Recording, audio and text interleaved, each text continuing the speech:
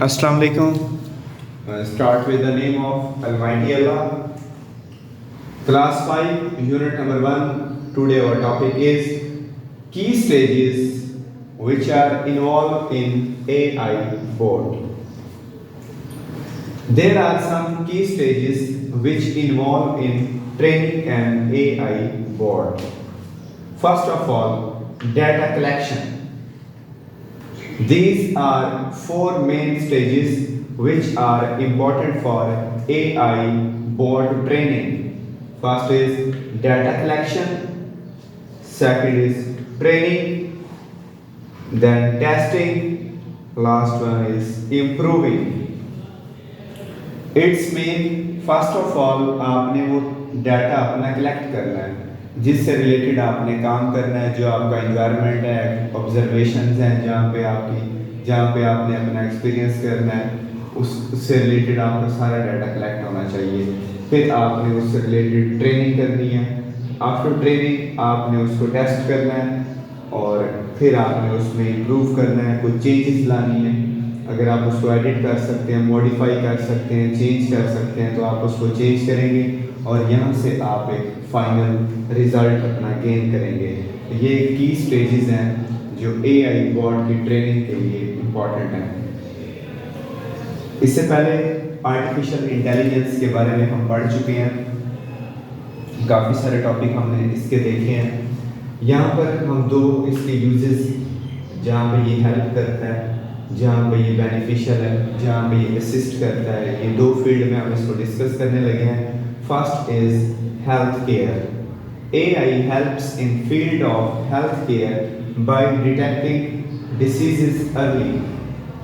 With the help of AI, हम कुछ diseases ऐसी होती हैं जिसको as a human हम बहुत लेट आइडेंटिफाई करते हैं या हमसे आइडेंटिफाई नहीं हो रहा होता, तो with the help of AI हम उनको आइडेंटिफाई कर लेते हैं। For example, AI can identify cancer from medical images. अगर आप कुछ images AI के सामने रख दें, आर्टिफिशियल इंटेलिजेंस में रोबोट्स के सामने रख दें जो मेडिकल, तो वो जहाँ पर भी प्रॉब्लम होंगे वो सारा कुछ आइडेंटिफाई कर देंगे। जहाँ पर भी डिसीज होगी, फॉर एग्जांपल जो कैंसर है, वो उसके मेडिकल इमेजेस के थ्रू वो आइडेंटिफाई कर दिया जाएगा। Second use of AI is in transportation. AI assist or help in transportation by improving traffic management and enabling self-driving car, reducing accident.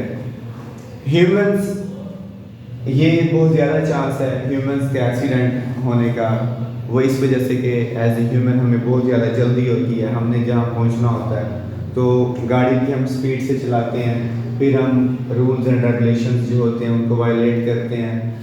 कहीं पर ट्रैफिक का रश वगैरह भी हो तो गाड़ियों को निकालने की हम कोशिश करते हैं। बट जो रोबोटिक्स कार्स हैं, जो सेल्फ ड्राइविंग कार हैं, वो कभी भी ऐसा नहीं करती। वो वेट करती हैं, चाहे उनको जितना मर्जी वेट करना पड़े, जितनी देर भी वेट करना पड़े, जब तक वो प्रॉपर एक ट्रैफिक मैनेज नहीं होगी तब तक वो अपनी गाड़ी को लेकर नहीं जाएंगे, आगे मूव नहीं करवाएंगे। तो इस वजह से जो एक्सीडेंट का चांस होता है वो बहुत ज़्यादा नहीं होता, वो कम होता है, रिड्यूस हो जाता है। इन transportation AI assist transportation bye improving traffic management. अभी भी हम ये सिग्नल्स वगैरह देखते हैं, एक सिग्नल जैसे स्टॉप होता है उसके बाद येलो लाइट उसकी रेडी होने के लिए ऑन होती है और उसके बाद ग्रीन हो जाता है, जिसका मतलब है अब हमारे पास हम अपनी गाड़ी को लेके जा सकते हैं, मूव कर सकते हैं, वहाँ से पास हो सकते हैं।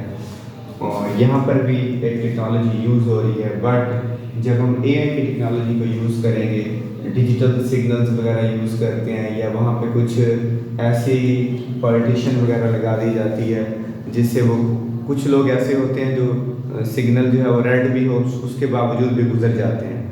तो इस टेक्नोलॉजी को यूज़ करके वो आगे कुछ बैरियर वगैरह लगा देंगे जहाँ से हम बिल्कुल ही नहीं गुजर सकते। जब तक हमारा जो सिग्नल है वो ग्रीन नहीं होगा तब तक हम उसको क्रॉस नहीं कर सकते।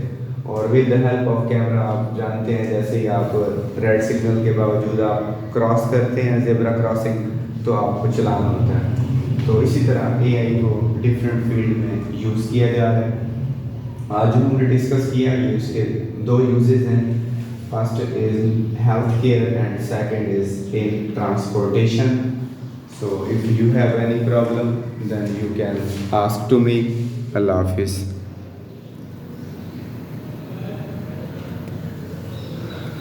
आज तो सादा मोबाइल ही हैंग थी।